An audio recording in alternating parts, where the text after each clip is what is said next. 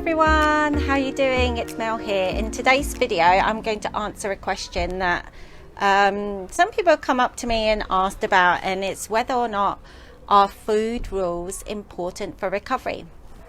And obviously I'm answering this as honest as I can, because people who work with me will know that food rules are not important for recovery, which is kind of a contrary to many advices from traditional therapy, some nutritionists, coaches, or hypnotists, or the average Joe blogs actually, and this is really from my personal experience working with hundreds of clients who have suffered from disordered eating.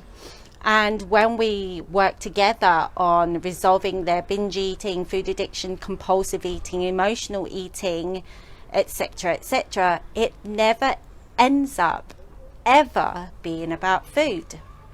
So this is the reasons why when I help people to overcome years and decades of binge eating, that I'm not really worried about telling them how to eat, when to eat, what to eat, how much to eat, because most of the time people come to me and they're in their 30s, maybe like some 20-year-olds, but the average client that comes to me are in their 20s, 30s, 40s, and even up to 70 years old, and not one of them who have successfully recovered has asked me for a meal plan.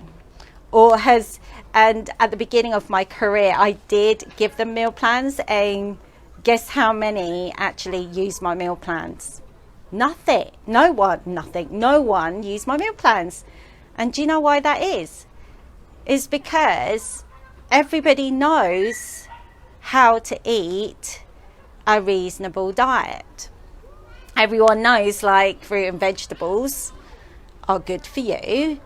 And everyone knows that a biscuit or a cookie or a crisp or a cake every now and again is not going to kill you, or it's not going to make you fat. And when you heal or fix or amend or update the almost like the dysfunction, sorry, like I'm out here because they're like my daughter and my husband are watching a film. And I thought I'd come out here to answer that question because it came up again on one of my personal messages. And I'm out here just trying to get some peace and quiet, but like there was like dogs out there and people playing. But what was I saying? Yeah, once we fix the actual origin, what is the problem that's making people obsess over food, overeating and eating when they're not really truly hungry, you don't need a meal plan. You just eat whatever you want to eat. It's like the other day, I don't know if you saw my my wonderful client who was really happy to share her success using the rapid therapy that I use to help my clients to overcome years and decades of binge eating.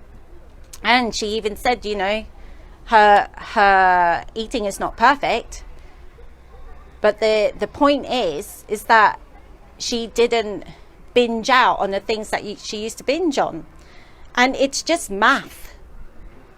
Everything in what do you call it? I've lost the words for it, but anything to the extreme is not good for you.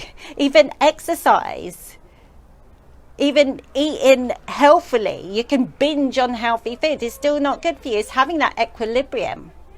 So, but if you don't fix the problem, yeah, you're going to end up having food rules for the rest of your life. Because the reason why is because food rules doesn't fix the real problem. Food rules just adds to the problem. So you're not only dealing with what it is that you're trying to deal with, the food rules are adding to more thoughts.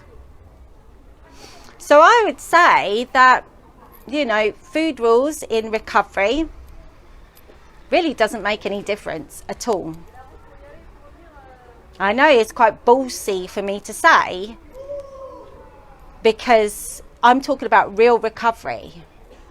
And people can stick to a meal plan for the rest of their life. Do they call that a recovery? Do they really call that as recovery and you're still sticking to a meal plan?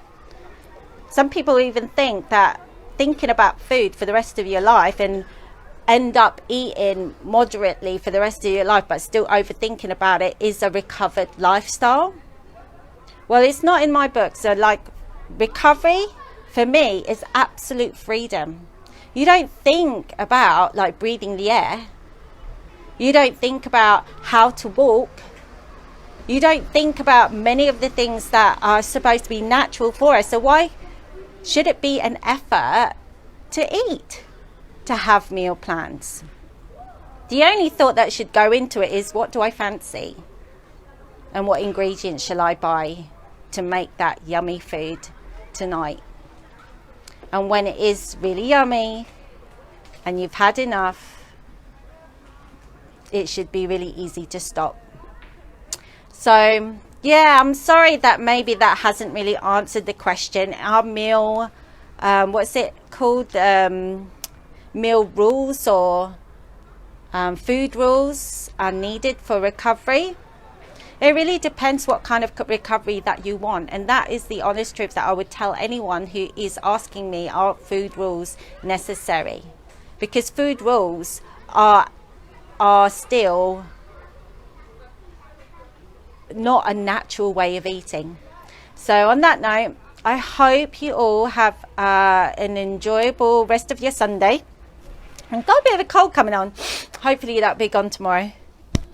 And I'm going to sneeze. Hopefully it'll be gone. So anyway, I hope that's got you thinking. It could be a very, very long video because there are some things that needs to be done before you start thinking about food when it comes to recovery. And these are the things that are underpinning those eating disorders or disordered eating behaviors. We need to address them before we even thinking about the food part, if you really want to recover for good.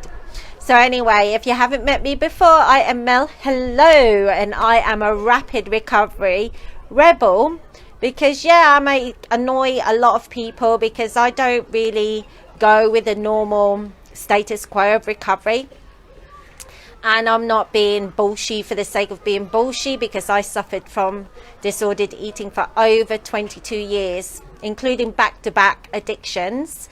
From drugs, alcohol, shopping, OCD, cleaning, working, and smoking, drugs, and binge eating, food addictions, and yo-yo dieting. And I have personally discovered that they're all interlinked with one another, and it's not about whatever it is that you're addicted to.